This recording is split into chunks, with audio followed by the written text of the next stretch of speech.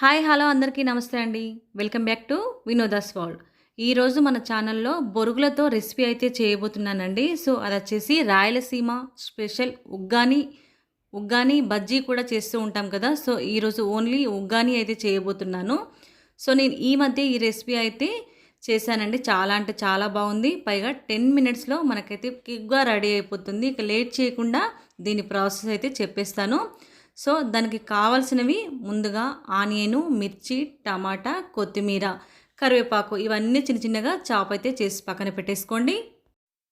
ఈ ఉగ్గానిలో మెయిన్గా ఈ పొడి అయితే కంపల్సరీగా వేయాలండి. ఈ పొడి వేస్తేనే ఉగ్గాని అనేది చాలా టేస్టీగా ఉంటుంది. సో దానికోసం అయితే ముందుగా 2 స్పూన్ల పుట్నాలు తీసుకోండి.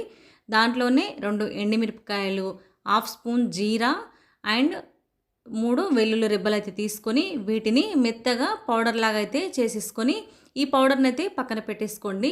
కంపల్సరీగా ఈ పౌడర్ అయితే మనము ఈ ఉగ్గానిలో వేయాలి. సో ఇప్పుడు నెక్స్ట్ ఐటమ్ వచ్చేసి మనకు బొరుగులు కావాలి కదండి. బొరుగులు అయితే తీసేసుకోండి.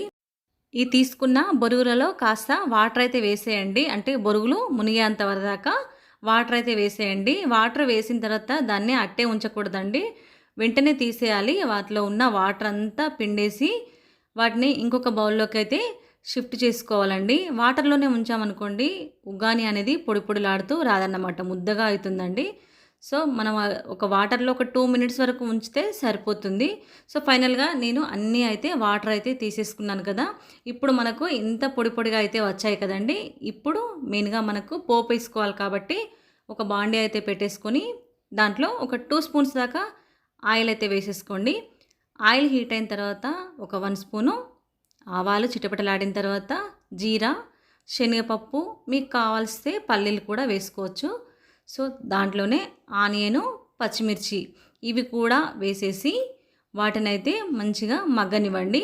దాంట్లోనే ఒక 2 ఎండుమిరపకాయలు, కరివేపాకు, పసుపు ఇవన్నీ వేసేసేయండి. ఇవి కూడా కాస్త వేగిపోయిన తర్వాత టమాటా చిన్నగా చాప్ చేసుకోమన్నాను కదా.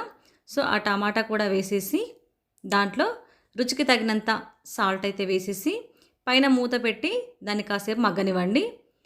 సో ఫైనల్గా మనకైతే టమాటా అనేది కాస్త మగ్గిపోయింది కదా. ఇప్పుడైతే మనం బొరుగులు ఉన్నాయి కదండి, తడిపిన బొరుగులు, వాటిని అయితే తీసుకొని ఈ పోపులో వేసేయండి. సో ఇలా ఈ బొరుగులు వేసి ఒక్కసారి కలిపిన తర్వాత మనము పొడి పట్టి పెట్టుకున్నాం కదా పుట్నాల పప్పు పొడి, ఆ పొడి ఒక 2 స్పూన్స్ దాకా వేసేయండి. ఆ ఒక్క క్లిప్ మిస్ అయిందండి, వేసేటప్పుడు క్లిప్ అయితే మిస్ అయిపోయింది.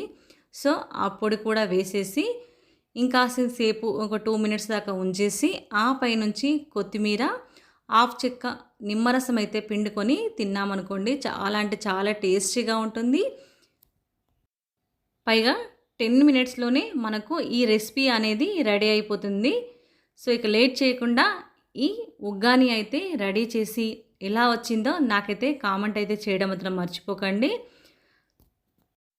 నేను ప్రిపేర్ చేసిన ఈ ఉగ్గాని రెసిపీ కనుక మీకు నచ్చినట్టయితే ప్లీజ్ లైక్ చేసుకొని షేర్ చేసి సబ్స్క్రైబ్ చేయడం మాత్రం మర్చిపోకండి. ఉంటా మరి.